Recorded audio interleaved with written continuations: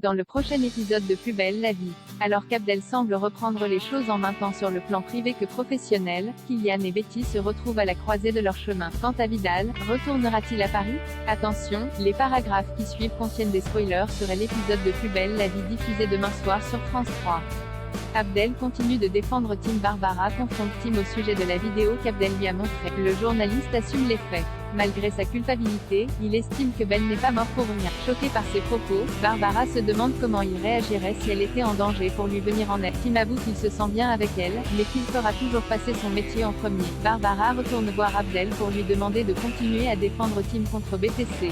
L'avocat accepte, ayant l'intuition qu'il peut obtenir un scoop. Tim décide de refuser l'argent de BTC. Abdel envisage de gagner du temps en faisant une contre-proposition. Ainsi, Barbara et Tim peuvent continuer de chercher un élément suspect sur les images qu'ils ont filmées. Stressé de revoir Elisa, Abdel approuve les conseils de Barbara et compte faire perdre ses moyens à son adversaire. Il arrive en retard au restaurant, où il a rendez-vous avec elle, puis lui transmet la contre-proposition de son client. Elisa est impressionnée. Les deux avocats avouent être pressés que cette affaire se termine pour qu'ils puissent passer à autre chose. Abdel raccompagne ensuite Elisa jusqu'à son taxi. Il craint qu'elle ne disparaisse à nouveau à la fin de leur affaire. Comme preuve de sa sincérité, Elisa l'embrasse passionnément. Betty est amoureuse de Léa. Kylian fait part à Thomas et Gabriel de son envie d'arrêter les études pour travailler au bar du Mistral à Temple. Si son frère croit en son projet, Gabriel, quant à lui, estime que Kylian a besoin d'un cadre et qu'il doit continuer les études. Kylian se rend à Marseille-Est afin de discuter avec Gabriel. Ce dernier finit par accepter de le soutenir dans son projet à la seule condition qu'il consulte un psychologue. Pendant ce temps, Betty prend soin de Léa lorsque celle-ci revient d'une journée intense à l'hôpital.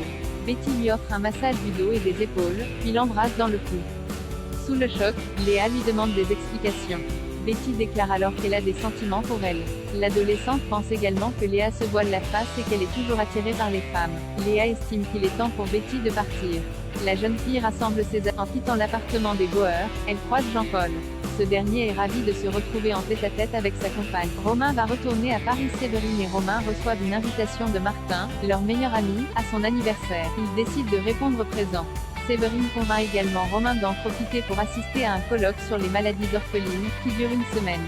En apprenant que Romain retourne à Paris, Fanny s'inquiète. Elle se demande si sa relation avec Séverine est sérieuse et s'il serait prêt à quitter tout ce qu'il a construit à Marseille. Romain estime qu'ils n'en sont pas encore là. Mais Fanny confie à Sylvia et Émilie sa crainte de ne jamais le voir revenir. Séverine annonce à Romain qu'elle a réservé leur billet pour lundi. Entre-temps, Romain reçoit un message de Martin, qui compte lui faire une surprise.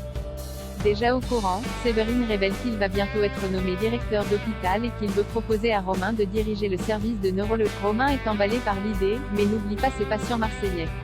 Le couple ne se doute pas qu'Émilie et Sylvia écoutent aux portes. Celle-ci en parle avec Myrtha et Luna. Ensemble, elles décident de mobiliser le quartier pour montrer à Romain à quel point il est indispensable.